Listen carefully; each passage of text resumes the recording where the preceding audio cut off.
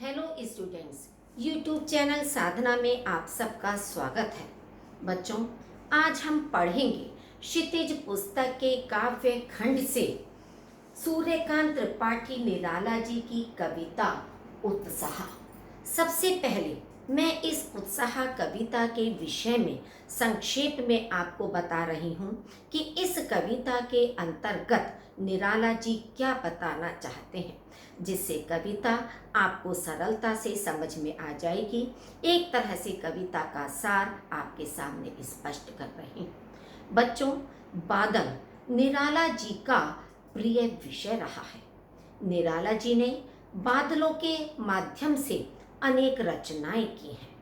उन्होंने बादलों के कोमल और कठोर दोनों ही रूपों का वर्णन किया है। उत्साह कविता एक आह्वान गीत है जिसमें बादलों को संबोधित किया गया है। उत्साह का अर्थ होता है जोश, उमंग, उत्साह, और आह्वान का अर्थ होता है बुलाना या पुकारना। इस उत्साह कविता में निराला जी ने बादलों का आह्वान किया है। बादल एक ओर प्यासे पीड़ित मनुष्य की इच्छाओं को पूरा करने वाले हैं, तो दूसरी ओर नए अंकुर और नई कल्पना के लिए विध्वंस, विप्लव या क्रांति की चेतना को करने में संभव है। बच्चों, बादलों के आने से पृथ्वी के अंदर सोए हुए बीजों से अंकुर फूटने लगते हैं, उनमें चेतना जागृत होने लगती है। कवि बादलों के माध्यम से पीड़ितों के मन में उत्साह और साहस भरना चाहते हैं। इस तरह से बादलों के अंदर सृजन और विध्वंस दोनों ही शक्तियां समाहित हैं। दूसरे इसमें बादलों के साथ साथ साहित्यकारों के महत्व पर भी प्रकाश डाला गया है कि मनुष्य में परिवर्तन लाने के लिए या समाज में बदलाव और परिवर्तन में साहित्यकारों का कितना महत्वपूर्ण योगदान होता है। जिस समय निराला जी ने इस कविता को लिखा, उस समय समाज में लोग बहुत अधिक उदास, निराश और हताश थे। क्यों? क्योंकि उनके ऊपर बहुत अत्याचार हो रहे थे, उनका शोषण हो रहा था, उनका दमन किया जा रहा था।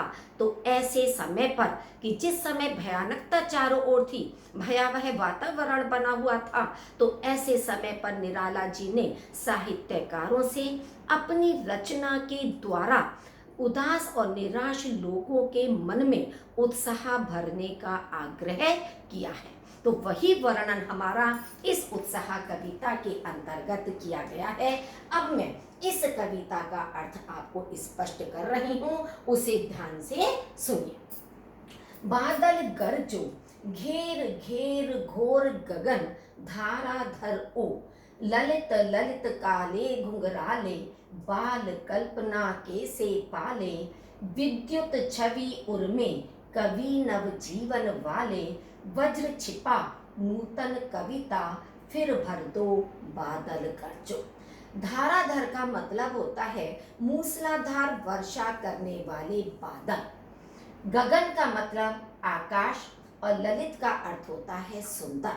तो कवि उत्साहपूर्ण वातावरण की सृष्टि के लिए उत्साह और क्रांति के प्रतीक बादलों का आह्वान करते हुए कहता है कि हे मूसलाधार वर्षा करने वाले बादलों, तुम सघन होकर पूरे आकाश मंडल को घेर लो। अर्थात उमड़ते घुमड़ते हुए अपनी घनघोर गर्जना से, अपनी ऊंची आवाज से पूरे आकाश में या पूरे आकाश मंडल में आच्छादित हो जाओ, उसको घेर लो। ललित ललित काले घुंघराले, बादल ललित माने सुंदर, बादल बहुत सुंदर हैं और काले घुंघराले बालों के समान हैं। बाल कल्पना कैसे पाए, बादलों के इस रूप को देखकर ऐसा प्रतीत होता है कि मानो बच्चों ने अपनी कल्पना से पाल पोस कर इन्हें बादलों का रूप आकार दिया है। बच्चों, जिस प्रकार से छोटे छोटे बच्चों की कल्पनाएं पल पल परिवर्तित होती रहती हैं, उसी प्रकार से बादलों का रूप आकार भी पल पल परिवर्तित होता रहता है। कभी वे काले दिखाई देते हैं तो कभी सफेद दिखाई देते हैं तो कभी सलेटी रंग में दिखाई देते हैं। कभी उनका छोटा आकार होता है तो कभी उनका विस्तृत आकार होता है। तो इस तरह से बादलों का रूप आकार बच्चों की कल्पनाओं के समान परिवर्तित होता रहता है। और जिस प्रकार से बच्चों की कल्पनाएं मनोहारी होती हैं, सबको अपनी ओर आकर्षित करती हैं, उसी प्रकार से बादलों की छवि या बादलों की सुंदरता सबको अपनी ओर आकर्षित करती है। विद्युत छवि उर्मे कवि नव जीवन वाले। बादलों के हृदय में, और कहते हैं हृदय को, बादलों के हृदय में बिजली की छवि यानी बिजली की कांति है, बिजली का प्रकाश है, और वे नव जीवन वाले, जीवन में नवीनता का संचार करने वाले हैं। वज्र छिपा नूतन कविता फिर भर दो। बादलों के अंदर वज्र के समान कठोरता छिपी हुई है, कि बादलों के अंदर वज्र की सी कठोरता और शक्ति के साथ साथ नवीन कविता के समान नई भावनाएं, नई कल्पनाएं और जीवनदायिनी शक्तियां समाहित हैं। अब इसमें आप देखिए कि कवि ने नव जीवन शब्द का प्रयोग बादलों के लिए भी किया है और कवि के लिए भी किया है, कि जिस तरह से कवि अपनी रचनाओं से मनुष्य के हृदय में उत्साह और जोश को भरता है, साहस को भरता है कि वह अत्याचार का सामना कर सके, उसी प्रकार से बादल भी प्रकृति में एक क्रांति, एक जोश भरते हैं। तो बादलों में यदि प्रकृति में परिवर्तन करने की क्षमता है, तो कवि के अंदर समाज में बदलाव और परिवर्तन लाने की क्षमता होती है। बादल गरजो विकल विकल उन्मन थे उन्मन, विश्व के निदाघ के सकल जन, आए अज्ञात दिशा से अनंत के घन, तप्त धरा जल से फिर शीतल कर दो, बादल गरजो। कि हे बादलों, तुम गरजते हुए पूरे आकाश मंडल में छा जाओ। अब हम सेकंड लाइन से लेंगे कि विश्व के निदाघ के सकल जन, कि जिस समय बहुत अधिक गर्मी पड़ती है, प्रचंड गर्मी चारों ओर होती है, तो ऐसे समय पर संसार के समस्त प्राणी, निदाघ माने उस भीषण गर्मी से विकल विकल बहुत अधिक व्याकुल हो जाते हैं, बेचैन हो जाते हैं। उन्मन थे उन्मन, कि वे इतने अधिक बेचैन होते हैं कि उनका मन कहीं भी टिक नहीं पाता है उस प्रचंड गर्मी के कारण। ठीक है, तो संसार के समस्त लोग उस भयंकर गर्मी के कारण व्याकुल हैं, बेचैन हैं, उनका मन कहीं पर भी नहीं लग पा रहा है। आए अज्ञात दिशा से अनंत के घन, तो ऐसे समय पर अज्ञात दिशा से, क्योंकि बादलों के आने की कोई दिशा निर्धारित नहीं होती है, वे कभी भी किसी भी दिशा से आ सकते हैं। आप देखते हैं कि कभी बादल पूर्व दिशा से आ रहे हैं तो कभी पश्चिम दिशा से आ जाते हैं, कभी उत्तर दिशा से आते हैं तो कभी दक्षिण दिशा से आ जाते हैं। तो बादलों के आने की कोई दिशा ज्ञात नहीं होती है, निर्धारित नहीं होती है, वे किसी भी अज्ञात दिशा से आ जाते हैं। अनंत के घन, और अंत रहित, कि बादलों का कोई अंत नहीं होता है। तो अंतहीन हे बादल, तुम इस तपती हुई धरा को अपने जल से या बरस कर इस तपती हुई धरा को शीतल कर दो और मानव जीवन को सुख प्रदान कर दो। अब इसमें कहने का तात्पर्य क्या है कि तप्त धरा दुखी समाज का प्रतीक है और निदाघ कष्टों का प्रतीक है, कि यह जो समाज के लोग हैं ये अत्याचारों से, शोषण से या उनका जो दमन किया जाता है, उन्हें जो भिन्न भिन्न प्रकार की यातनाएं दी जाती हैं, तो इन सारी चीज़ों से, या जो परंपराएं बहुत अधिक प्राचीन हो चुकी हैं जिनमें बदलाव की जरूरत है, लेकिन उन परंपराओं के कारण जो कष्टपूर्ण जीवन लोग व्यतीत करते हैं, तो ऐसे समय पर साहित्यकार अपनी रचनाओं से उन लोगों के मन में ऐसा जोश और साहस का संचार करें कि ताकि वे अपने कष्टों से मुक्ति प्राप्त कर सकें। तो जिस प्रकार से बादल अपनी शीतल जल से, अपनी वर्षा के द्वारा तपी हुई धरती को शांत करते हैं, जो प्यासे लोग हैं उनकी प्यास को शांत करते हैं, तो उसी प्रकार से साहित्यकार भी समाज में बदलाव लाते हैं, समाज में क्रांति को लेकर आते हैं। बच्चों, अब आप देखिए, इस कविता में कवि की भाषा संस्कृत निष्ठ खड़ी बोली है। इसमें संबोधन और चित्रात्मक शैली का प्रयोग किया गया है और ये उत्साह अजोश से संबंधित कविता है। तो इसमें वीर रस है, ओज गुण है और इसमें श्रव्य और दृश्य बिंब होता है। बिंब आपको ज्ञात होंगे कि जिस तरह से हमारी जो 5 ज्ञानेंद्रियां होती हैं उसी के आधार पर बिंब होते हैं। तो दृश्य बिंब का मतलब होता है कि जब हम इस कविता को पढ़ रहे हैं तो बादलों का वो साकार रूप हमारी आंखों के सामने आ रहा है, तो ये दृश्य बिंब हो गया। गर्जना शब्द है तो ये श्रव्य बिंब हो गया कि बादलों की गड़गड़ाहट, बादलों की गर्जना हमें सुनाई देती है, तो श्रव्य बिंब हो गया। तो इस तरह से इस कविता के अंदर दृश्य और श्रव्य बिंब है। अब आप देखिए अलंकार। अब घेर घेर घेर घेर घोर है। अब इसमें घेर घेर एक ही शब्द 2 बार आया, तो आपका पुनरुक्ति प्रकाश अलंकार भी है और अनुप्रास अलंकार भी है, क्योंकि एक ही वर्ण की आवृत्ति आपकी हो रही है। फिर आप देखिए बाल कल्पना कैसे पाले, इसमें उपमा अलंकार का प्रयोग किया गया है। विद्युत छवि, इसमें रूपक अलंकार का प्रयोग किया गया है। तो इस तरह से अब प्रतीकात्मक शब्द है, मान लीजिए निदाघ कष्टों का प्रतीक हो गया और तप्त धरा आपके दुखी समाज का प्रतीक हो गया।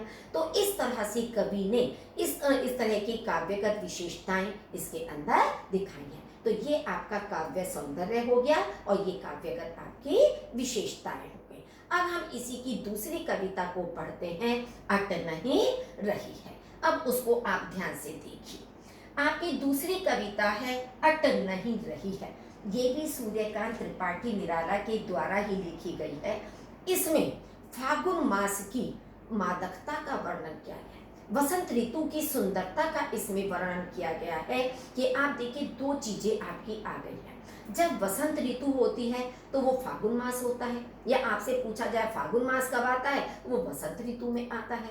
तो इस तरह से फागुन मास की मादकता का या वसंत ऋतु की सुंदरता का इसमें वर्णन किया गया है कि चारों ओर प्रकृति में इतनी सुंदरता समाई हुई है कि वह कहीं भी समा नहीं रही। अब आप पंक्ति पर ध्यान दीजिए। अट नहीं रही है आभा फागुन की तन, सट नहीं रही है, कहीं सांस लेते हो घर घर भर देते हो, उड़ने को नभ में तुम पर पर कर देते हो, आंख हटाता हूं तो हट नहीं रही है। पहले इतनी पंक्ति आप देखिए कि चारों ओर प्रकृति का उल्लास फागुन के महीने में ऐसा फैला हुआ है कि वह सुंदरता, वह उल्लास कहीं भी समा नहीं पा रहा है। अट नहीं रहा का मतलब है कहीं भी समा नहीं पा रहा है। आभा फागुन की, फागुन महीने की जो आभा कहते हैं सुंदरता, तन सट नहीं रही है, वह शरीर में समाहित नहीं हो पा रही है। इतनी असीमित शोभा है, ऐसी मातक ऋतु है ये कि वह कहीं भी समाहित नहीं हो रही है। कहीं सांस लेते हो घर घर भर देते हो। इसमें कवि फागुन मास को संबोधित करते हुए कहता है कि हे फागुन, जब तुम श्वास लेते हो तब उस छोड़ती हुई श्वास के साथ तुम फूलों की सुगंध को चारों ओर फैला देते, यानी प्रकृति के कण कण में फूलों की सुगंध भर जाती है कि चारों ओर जो फूल खिले होते हैं उनकी सुगंध इतनी अधिक होती है। तो कवि ये कल्पना कर रहा है कि मानो फागुन मास जब श्वास ले रहा है तो फूलों की सुगंध को अपने अंदर ले लेता है, और जब वह अपनी श्वास को छोड़ता है तो उसके माध्यम से वह सुगंध वातावरण में चारों ओर फैल जाती है। मतलब कहने का तात्पर्य यहाँ पर यह भी है कि फागुन के महीने में हवाएं बहुत अधिक तेज चलने लगती हैं, तो तेज हवाओं के चलने से फूलों की सुगंध प्रकृति के कण कण में व्याप्त हो जाती है। उड़ने को नभ में तुम पर पर कर देते हो। और इतना ही नहीं, जब तुम अपनी सुगंध के पंख लगाकर आकाश में उड़ते हो तो आकाश को भी तुम सुगंधित कर देते हो। अब इसमें दूसरा अर्थ हम क्या करते हैं कि जब कवि या साहित्यकार प्राकृतिक सौंदर्य को देखता है तो वह उस प्राकृतिक सौंदर्य से अभिभूत होकर कल्पनाओं के पंख लगाकर उड़ने लगता है और इस प्रकृति की सुंदरता को विविध प्रकार से अलग अलग तरह से अभिव्यक्त करता है। आप देखते हैं कि अनेक कवियों ने प्रकृति की सुंदरता का वर्णन किया है, लेकिन सबका वर्णन करने का तरीका अलग अलग होता है। उसको कौन किस दृष्टि से देख रहा है, किस तरह की कल्पनाएं, किस तरह की भावनाएं उसके मन में आ रही हैं, वह अपनी उन्हीं कल्पनाओं और भावनाओं के आधार पर अपनी रचनाओं में उस प्रकृति की सुंदरता का वर्णन करता है। तो इसलिए इसमें कहा गया है कि जो भावुक हृदय वाले साहित्यकार होते हैं वो इस प्रकृति की सुंदरता को देखकर कल्पनाओं के पंख लगाकर उड़ने लगते हैं और भिन्न भिन्न प्रकार से अनेक तरह से उसका वर्णन अपनी रचनाओं में करते हैं। आंख हटाता हूं तो हट नहीं रही है। कवि कहते हैं कि यदि मैं इस सुंदरता से अपनी दृष्टि को हटाना भी चाहता हूं तो मैं उसको हटाने में समर्थ नहीं हूं, क्योंकि मेरा मन करता है कि मैं लगातार उस प्रकृति की सुंदरता को निहारता रहूं। अपनी दृष्टि को उससे हटाने में मैं स्वयं को असमर्थ पाता हूं।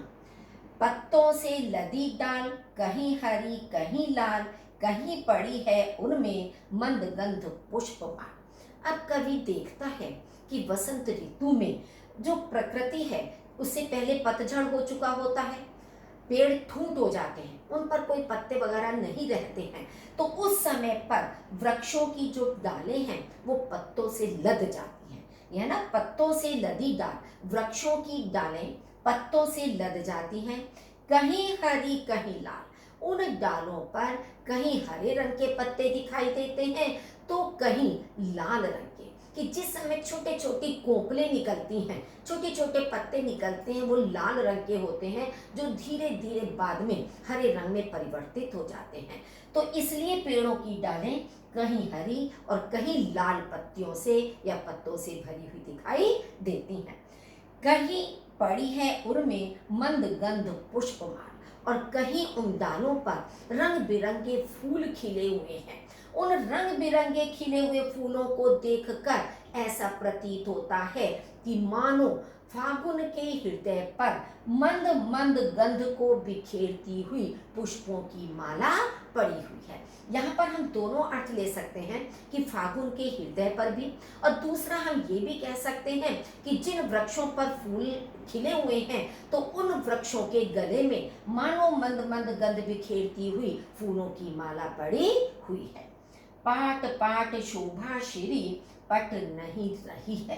पाट पाट का मतलब होता है जगह जगह, सर्वत्र, यानी कि हर जगह, कि हर जगह प्रकृति की सुंदरता, फागुन मास की सुंदरता जगह जगह फैली हुई है, पट नहीं रही है, मैं कहीं भी समा नहीं पा रही है। इतनी असीमित सुंदरता है कि उसको कहीं भी समाया नहीं जा रहा है, सर्वत्र प्रकृति की सुंदरता दिखाई दे रही है। अब आप देखिए बच्चों कि जो भाषा है निराला जी की, वह तो आपकी वही रहेगी उत्साह वाली संस्कृत निष्ठ खड़ी बोली, लेकिन इसमें आपका दृश्य बिंब तो है, श्रव्य बिंब आपका नहीं है। इसमें आपका चित्रात्मक शैली भी आपकी वही रहेगी, रस आपका परिवर्तित हो जाएगा। यहाँ पर श्रृंगार रस है, प्रकृति की सुंदरता का वर्णन किया गया है, और श्रृंगार रस है तो गुण आपका माधुर्य हो जाएगा। जबकि उत्साह कविता में वीर रस था, ओज गुण था, इसमें श्रृंगार रस है और माधुर्य गुण है। और आपके देखिए कि घर घर में पुनरुक्ति प्रकाश और अनुप्रास अलंकार है, इसी तरह से पर में भी आपका पुनरुक्ति प्रकाश और अनुप्रास अलंकार है। पाठ पाठ में भी आपका वही है, इसमें बहुत ज़्यादा आपके और मुख्य अलंकार नहीं हैं, केवल मास इसमें आपके पुनरुक्ति प्रकाश और अनुप्रास अलंकार का ही इसमें प्रयोग किया गया है। तो इस तरह से बच्चों आज सूर्यकांत त्रिपाठी निराला की यह दोनों कविताएं आपको अच्छी प्रकार से समझ में आ गई होंगी। यदि फिर भी कोई पंक्ति आपको स्पष्ट नहीं हुई है या किसी पैराग्राफ का अर्थ आपको स्पष्ट नहीं हुआ है तो आप कमेंट बॉक्स में लिख सकते हैं। मैं इस कविता को दोबारा आपको पढ़ा दूंगी, दोबारा से आपको समझा दूंगी। और यदि अभी तक आपने मेरे इस चैनल को शेयर नहीं किया अपने साथियों के साथ तो प्लीज़ जल्दी से जल्दी अपने साथियों के साथ शेयर कीजिए और इसे सब्सक्राइब कर दीजिए। इससे नेक्स्ट क्लास में हम आपको इसी कविता के बहुविकल्पी प्रश्न स्पष्ट करेंगे। आप उसे देखना ना भूलें। धन्यवाद।